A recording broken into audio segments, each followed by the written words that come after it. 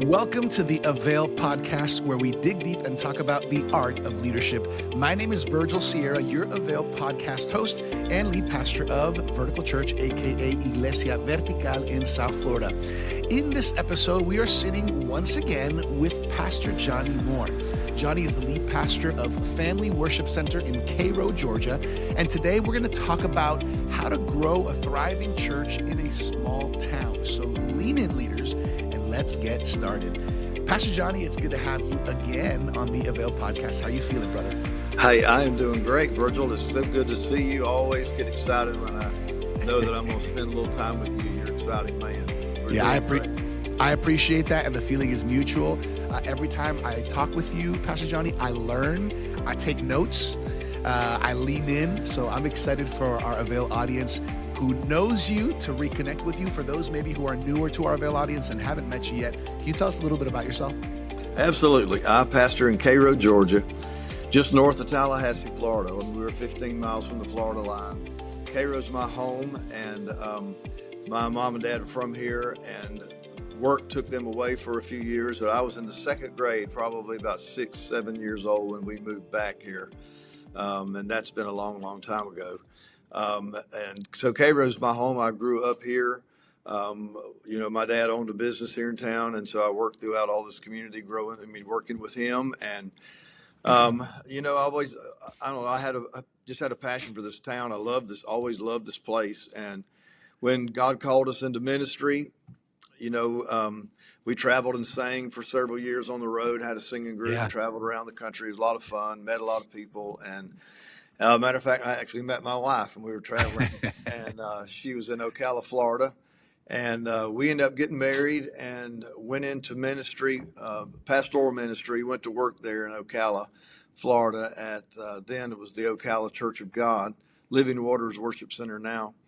But we were there we actually moved back. That was her home church. We moved back there and served on staff there for 5 years exactly to the day. And then in 1994, we moved back to my hometown here in Cairo and planted a church, which was a dream come true to be able to come back. A lot of times in the pastoral ministry, you don't ever get to go back if you leave. But came back 32 years ago this July.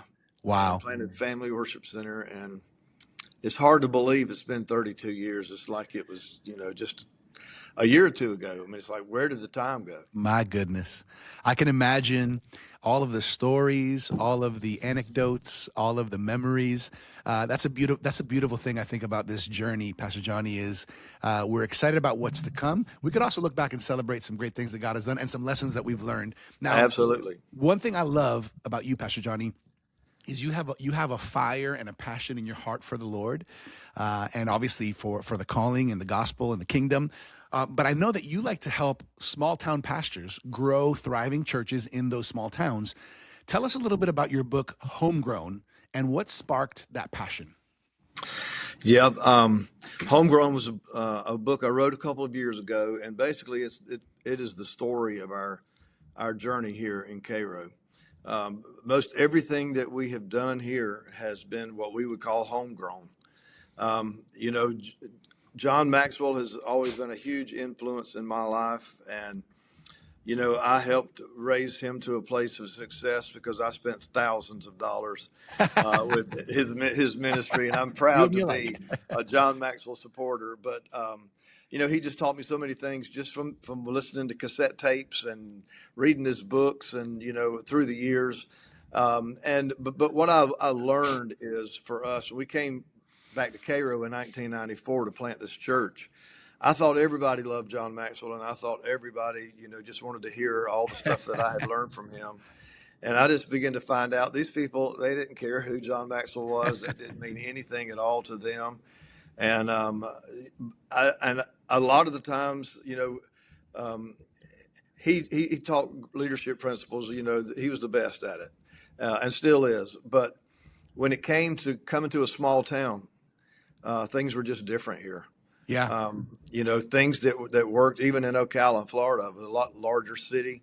And coming back to Cairo, in Grady County, our county was, about 20,000 people at the time in the whole county.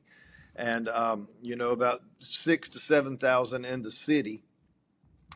They just really didn't care about all that, and I had to kind of get over it and begin to learn how to lead these people. Wow. I could not lead like I've learned. If you're going to lead people, you just can't lead like you want to lead. Right. You've got to lead in a way that they will follow. Wow. And so I just had to begin to rethink some things. And so the book Homegrown talks about our journey for the first 30 years of how we went through very difficult times, tough places. I mean, it's someone told me one time after they read my book, they said this is the most honest church growth book I've ever read. Because I mean, it don't talk about all the success. It talks about the failures. It talks about what we did wrong, how we tried to, to grow through all of that. And so when I tried to decide, what are we going to call this book? Basically, it just had to be homegrown, because that's what we have learned. Some things that we've learned from other people in other places just didn't work here. And, I had to figure out what would work here. And so, this is a farming community, farms all around us. And what's happened here has been like a farmer. I've always believed that God is a farmer. And, and so I just had to learn how to do it. Yeah. And there just was not, I mean, when I went to seminary back in 2000, I graduated in 2005. But when one of my professors was talking about a paper, he gave us some choices, and I said, I would really like to write a paper on Pentecostal church growth in rural America. And he said, well, that would be great. He said, but you're going to have a hard time writing that paper, because there are no resources out there where you can get, the information and the stuff that you need. You're going to have to find it on your own. Wow. And so it was, it's homegrown. Yeah. So that's where the title of the book came from. And it's basically growing what you have where you are. I love that. Can you share a little bit about your planting and growing a church in a small rural town like Cairo, and some of the challenges that you face? Because I would imagine that there are some who have been through that, some who are going through that, especially when there's a calling to a small town. Tell us a little bit about that process. Okay. I'll be honest with you. When I first came to Cairo, I just had this, I was like 32 years old. And when I moved back home to Cairo, and that's been 32 years ago. So I'll soon be 65 in the next couple months. But I'll be honest with you. I thought this would happen a whole lot faster than it did. I came here ready to set the woods on fire. We're gonna be running 1,000 people, in probably in 2 years. We're gonna reach this place, and it was just a fire I had on the inside of me. But I began to realize that it was not going to happen that way. God is a farmer, and I began to realize that growing a church in a small town is farming. Yeah. And it doesn't happen overnight. You're dealing with a lot of different things, just mindsets of people. Especially in most rural communities, you've got churches that are basically mom and pop driven. They've been there. Sometimes it's been, one generation to the next generation. Pastors have come and pastors have gone, and sometimes the people's mindset is, we were here when you got here, and we're going to be here when you're gone. Right. And so it's like a lot of pastors struggle in small towns because in many cases they're treated like an employee. They're not seen as a visionary. They're not seen as the person that leads this congregation. They're seen as a person that works for a board, works for a pastor's council or a deacon board. And, this is what we want you to do, and we're expecting you to do this. And so it's not in rural communities, very seldom do you see churches that are pastor led. Right. Vision and mission driven. And I knew that when we came back here, that was the direction that we were going to take. Right. Right. And so that, we wanted to set this church up that way to begin with, that, we're going to be mission driven. We need to discover what our mission is. And so, we came here in July. And so my plan all along was that I was just going to love the people. I was going to preach to the people. We were just going to build relationships. But come January of 1995, I was going to begin to redefine the mission of the church. Who are we? Why do we exist? Why does Family Worship Center exist? Why are we here? And so in January of 95, we had our first, what we called a leadership conference. We had 25 people there. And it was there that I took them through the whole process of how do we know what God's plan for us is? If we're going to answer to God for what He's called us to do, what are we supposed to do? Huh. And so I basically went through the whole process of redefining the mission of our church. And that was what really became the platform that caused us to begin to move forward. Wow. I love that story. I love the story. I love hearing it. As the son of a church planter, my parents planted our church, and here in South Florida, much different. This is not rural. That's right. But interesting challenges as well. Now, I'd love for you to tap into, Pastor Johnny. What are some of the biggest mindset shifts that a pastor has to make when leading in a small town versus leading in a larger city? Well, I think in a small town, I know that what we dealt with here, growing up here, there were little stores. Like now we got convenience stores everywhere. Back in the day, there was not convenience stores. There were mom and pop stores, like grocery stores it might be on the side of the road, and they live in the back of it, kind of a thing. And they had the store in the front, and they supplied stuff for farmers and for people in the community. They'd go there and buy vegetables or whatever. It was like a small grocery store kind of thing, but it was a mom and pop store. And so basically I came here and that was pretty much the mindset. It's mom and pop driven. Right. And so when mom and dad get old, either the son takes it over or the daughter takes it over, or now I can take you to places in this county and point out places that used to be mom and pop stores. And so you deal with that mindset that, we don't want, church was not something that people, that a pastor, he went there to take care of people, not to see a church grow and impact a community. So that was the mindset. It was a mom and pop operation. And that's why most churches, especially in rural communities, never grew more than, 60 people. If you were to get to 100 people, you had a mega church in a small town. Yeah. But most churches never grew to that because they just basically the pastor's mindset was, I'm here to take care of these people. I pastor this group of people. It's like the mom and pop mindset. Right. And so, you had to help people understand that we're going to take care. The scripture says, that we are to take care of people, especially those of the household of faith.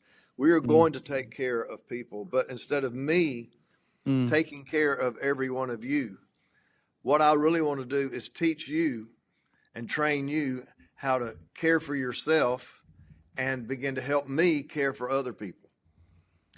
Everything was ingrown, if you will. Yeah. Everybody had their seat there. It was like at school, they give you a locker. If you go into a middle school, I'll never forget walking into middle school as a student, and I'm thinking, oh man, we're big time. We got lockers here, and they gave you a combination lock, and this was where you kept all your stuff. Well, in a lot of small churches in small towns, you can walk in and you can see that it's not a locker, but you see on this seat right here, there's an Afghan, there's a Bible. It's like there's stuff because this is my seat. This is where, and to get people out of that mindset to realize God sent us to reach this community. It's like John Wesley said, the world is my parish. To help people understand that we're going to take care of each other, but God also wants us to take care of this community. That's a tough thing in small towns. Yeah, that's a great example. I can't help but think, Pastor Johnny, I can't help but think that there could be pastors maybe in these types of small towns who might at times feel overlooked, might feel stuck, and the temptation is maybe I should just leave to a bigger town or to a bigger city. What's on your heart? What would you say or share, or how would you encourage a pastor in that condition? Well, I would say, first of all, in my book, Homegrown, I wrote in there about a serious battle that Diane, my wife, and I went through after we had been here for a few years. And, the church had grown, and then it's like we went up against some battles, and then we had people leave and they went somewhere else. It's like the whole church mindset. I mean, we began to open the church up. We started busing in kids on Wednesday night. I mean, red, yellow, black, and white. I mean, we're in South Georgia, and nobody had ever done anything like that in this town. And so, it was just a struggle at times for people. And so we had a mass exodus. And I mean, I wrote about this in my book, Homegrown. During that time, I had two opportunities to leave here. One was to go the pastor in Ocala, where we had where Diane had been raised and where we were on staff, which was a great church, by the way. They were going to retire, and they wanted us to come back to Ocala and to take that church. Mm-hmm. And then I had another opportunity to go to Birmingham, Alabama, to a church that ran, I don't know, 2,500 to almost 3,000 people. The pastor was going to be leaving for a different responsibility, denominational responsibility. And he wanted us to come there, work there for about 6 months to a year until he left. And so I'm just going to be honest with you. We called it, and I hate to say it, but it was, Diane and I refer to it as our year from hell. Wow. Because, I mean, it was a struggle. It was a struggle because things are not going right here. They're not happening like we wanted them to happen. And now I got these two opportunities that either one would have been, in many pastors' eyes, a crown jewel. Sure. An upgrade. Yeah. Oh, big time. I mean, a big time upgrade. And we wrestled with it. I talked to people that are influencers in my life, people that have been mentors in my life. And basically every one of them would say, man, you need to leave. These are good opportunities. What are you going to do in Cairo, Georgia? I mean, it's not ever going to do much. It's just a small town. Here are the opportunities. You can move up in the denomination. I mean, there's a lot of opportunities for you. I mean, there was only one of my mentors that said, I'd lock in and stay. Yeah. You don't need to bail. Wow. But so, I mean, and finally, Diane, my wife, we talk about it. And she finally said to me, look, I don't want to talk about it anymore. Do not talk to me about this anymore. You need to go and you need to pray. And whatever God tells you to do, if it's to leave, then I'll pack. But if it's to stay, then I'll lock in here with you, baby, and we're going to do something great. But you're going to have to find out. You've got to quit talking to everybody else, and you need to go find out what God wants you to do. And so I was like, yeah, you're right. So that's what I did. I just locked in. I would go to the church late at night after everybody had done gone to bed, or early in the morning before anybody got up. And I just felt like after several days, I was sitting, I could take you to that old church and I could show you the seat I was sitting in. And I felt like the Lord said to me, what was the last thing that I told you to do? I knew what it was. You told me to come to Cairo. You opened the door. You made it happen. You wanted to build and grow a church here that would impact this community. And I just felt like the Lord said, if I ever change my mind, I'll make it just that clear to you. And so it was a word from God for me. Yeah. And I knew that we were to stay. And so I called both of those pastors, told them how honored I was that they would even consider me to do that, but that I had really felt like I'd heard from the Lord, and Cairo's my home, and this is where I'm Wow. going to stay. And I'm here to tell you, I went to the church the next week and I told them this whole battle that we had been going through. And it's like everything changed that day. Wow. So, It's bigger, I mean, as far as leaving a small town, going somewhere else, one of the things I talk about in the Homegrown book, I think is vitally important. There's 5 different sections. The first section has to do with calling. Number one, you got to know you're called by God. yeah. I mean, there are people that know that, God has called me. But the second, I believe, for me, proved to be just as important. And that is, I had to know that I had been called by God to this town. Mm-hmm. Because if I didn't accept that, then I'm always looking for somewhere else to go. Yeah. I mean, always looking for something better, something, and I don't mean this in any negative way, but there's times when pastors get caught up in trying to get a promotion, if you will, to go Yeah. somewhere where it's bigger and then move later. They're going to stay there a few years and they're going to go somewhere that's bigger.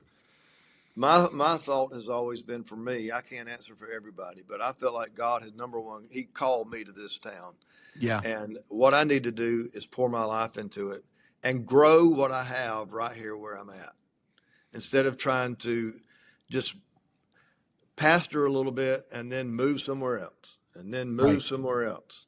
First of all, I hate moving. I mean, I just hate packing up and moving. But I just knew this is where God wanted me to be. And so, again, it's hard to believe that in July we will have been here 32 years. Unbelievable. There's something that's interesting to me because I think you would have your finger on this so much more because of your experience and your years in ministry. What are some maybe slow growth indicators that actually signal that a church is healthy and moving in the right direction? Well, for us, it has to be the area of discipleship. Jesus said, take up your cross and follow me.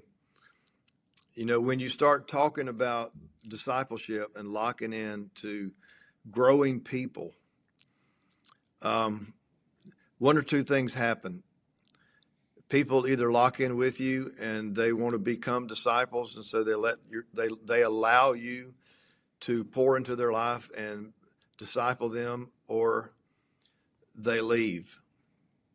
And so a lot of times I think that it's easy to focus on the feel good. We want God to move in our service today.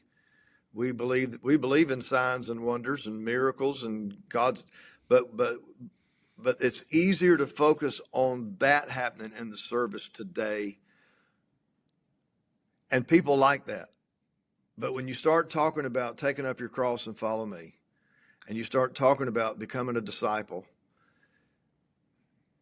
some people don't want that responsibility. Mm. And so they leave. So, and because of that, sometimes pastors don't want to go down that road, because obviously we don't want people to leave. But what I've found is that where you begin to see that something's beginning to happen is when you recognize people that came in and God changed their life. Mm. And now they're growing and they're developing, and now they want to get involved and they want you to teach them how to be a leader. And you see these people. I mean, I remember one person that came in. I mean, he had been strung out on drugs. He was probably about, I don't know, early 20s. He came in and, he got saved in the service. He had just real long hair, beard. Mm. I mean, just looked rough. I mean, he looked rough. Drugs had just about destroyed his life. He was married, had 2 or 3 kids, and it was crazy. I mean, it was that day he came in. This was when the church was small and we were at our old building. But I remember him coming in that day. He got saved. And the next Sunday he came in and I didn't even recognize him, because he had cut his hair, shaved his beard, I mean, he looked clean. He didn't even look like the same person. It took me a second to realize, oh my gosh, that's Mike. Yeah. Well, I mean, he locked in. He began to grow. I mean, I found out he's a drummer. I didn't even know he was a drummer. I mean, and so anyway, over time, he began playing drums at the church. Incredible drummer. But I mean, now he's got his wife and he's got his kids in church. I mean, it's like you begin to see these things happen and you realize we are making a difference. Yeah. I mean, discipleship is the indicator that the church is beginning to be healthy. When people are beginning to learn and grow, find their gifts, get involved, get connected, getting their kids in church, it just, discipleship has always been an indicator to me that things are good. Yeah, that's good. Connected to kind of next steps that people take, I know that as a pastor, one of the things that's really important is to develop good, strong teams and systems. And obviously that requires people. Correct. How can rural churches develop strong teams and systems even when they have fewer people or resources?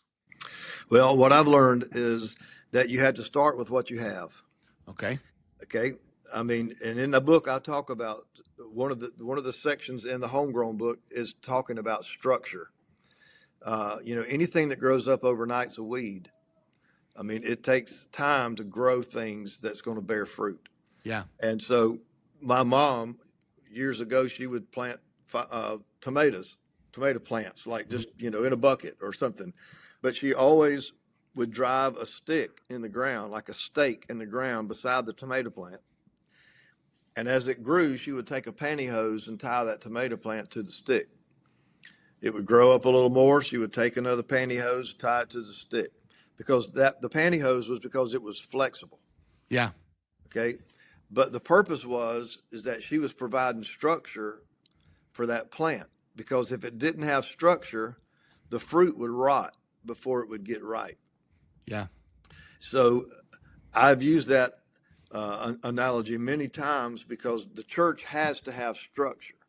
Yeah. Now, some structure will choke the life out of the church because they tie it with a wire instead of with a pantyhose.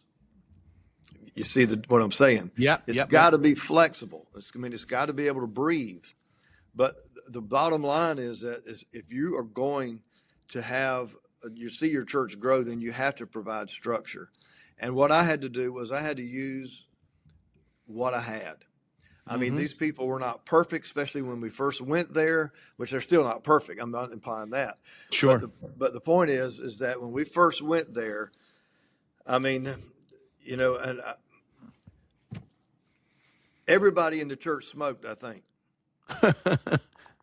There was a butt can underneath the carport. Uh-huh.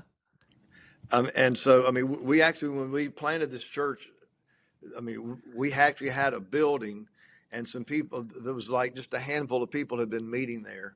And so basically we took that over and we had 14 people in our first service, but everybody smoked.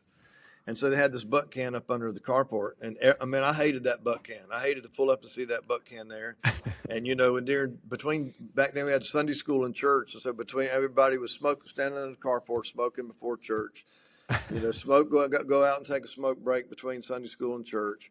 I hated every minute of that, but I never preached against it. I never, badgered the people about it. I just preached the word and I loved those people. And one day when I pulled up, I realized and noticed that the butt can was gone. Wow. And so what I'm saying is, but these are the people I had. I mean, I didn't have anybody else. They were not perfect, but I had to use what I had. And I think about Jesus. I mean, look at the crew that he had. They were not perfect either. Yeah. I mean, they were a mess, but he used what he had. Here's what I've learned is that, I mean, you have to use what you've got, but you got to pour your life into them. And as you do that, God will raise them up and make them people. Who I had, probably a lot of other churches would not have wanted them. Sure. But when God moved in their life, they became people that other churches would have died to have. Yeah. I mean, but you got to take them like they are, and you've got to pour your life into them, love them. And again, I didn't preach against smoking. I didn't preach against all that stuff. I just preached the word, and eventually all of that stuff took care of itself. I That's so mean, good. again, when you're talking about structure, you can't wait till you got the perfect people. Yeah.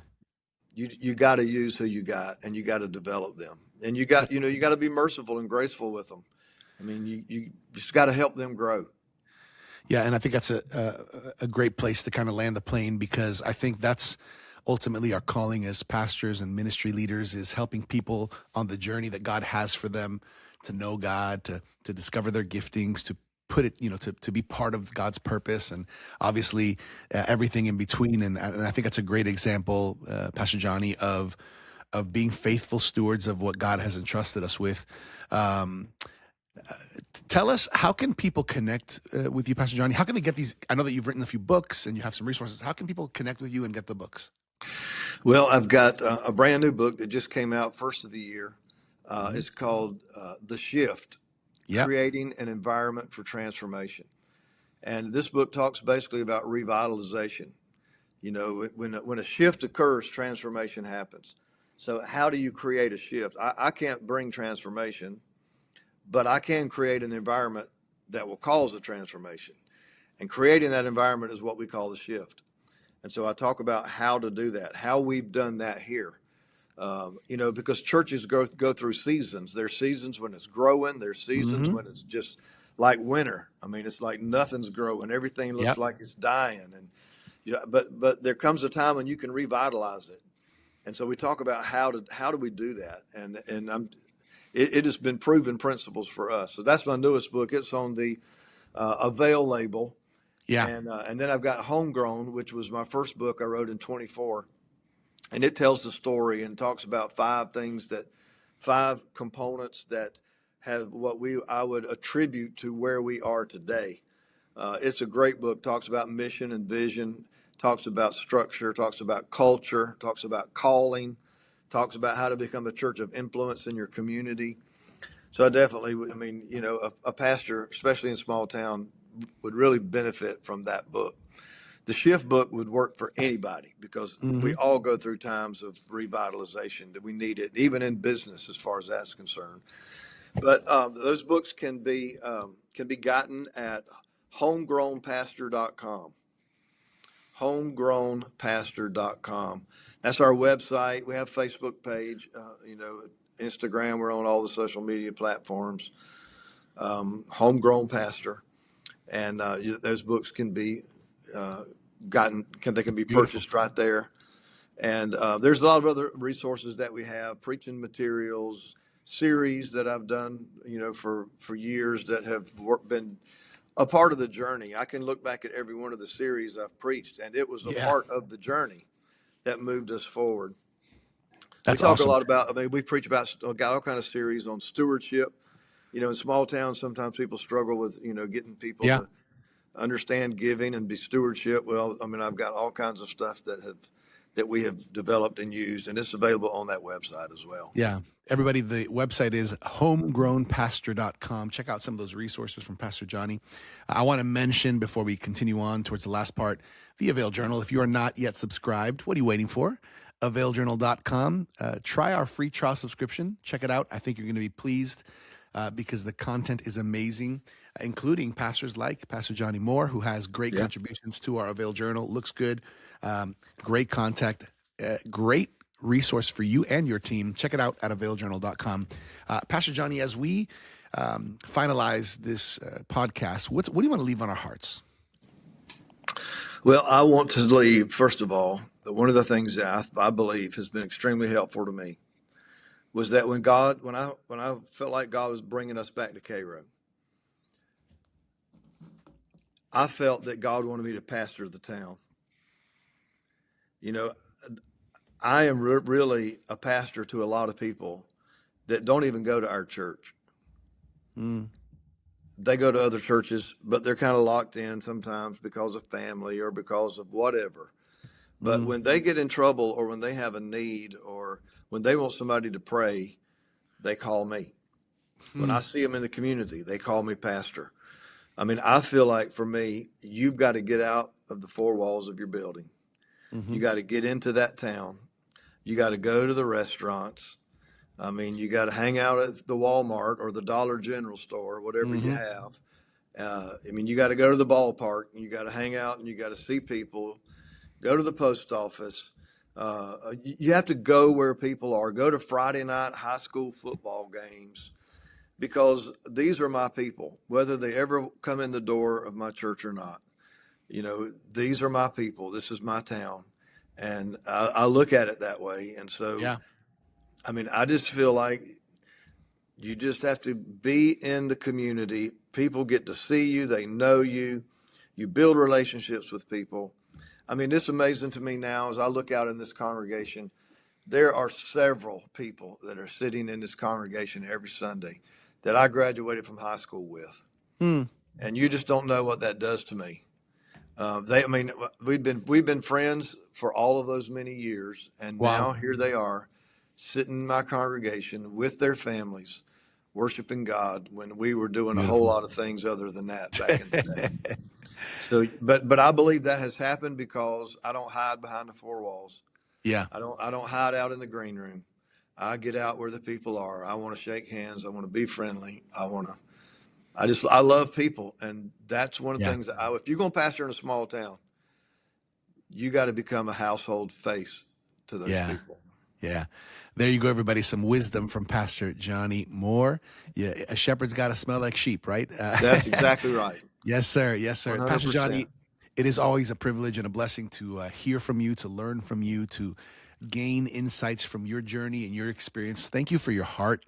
Thank you for pouring out into Cairo for so many years and not giving up. Thank you for raising up more leaders and fulfilling that call. It really is encouraging and inspirational for those of us who want to learn, and we want to go the distance as well. So thank you for leading the way, and we honor you. We bless your life, Pastor Johnny. Well, thank you, Virgil. It's always good to be with you. You're just always encouraging. You're always uplifting.